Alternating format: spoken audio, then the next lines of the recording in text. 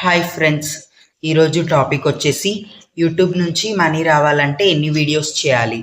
So first one, YouTube నుంచి money రావడానికి ఫిక్స్డ్గా ఇన్ని రోజులు వీడియోస్ చేయాలని రూల్ లేదు.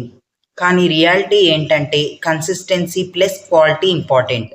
YouTube monetization basic rules: money start అవ్వాలంటే 1000 సబ్స్క్రైబర్స్, 4000 వాచ్ అవర్స్ 1 ఇయర్లో రావాలి.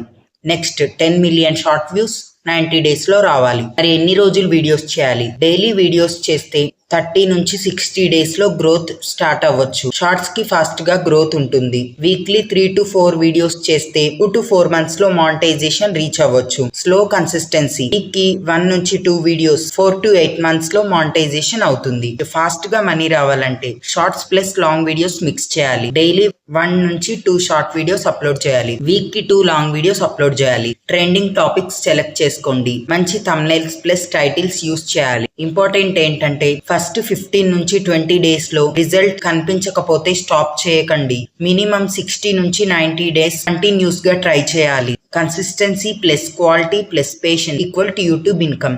మీకు ఈ వీడియో నచ్చితే లైక్ చేయండి, షేర్ చేయండి, సబ్స్క్రైబ్ చేసి సపోర్ట్ చేయండి.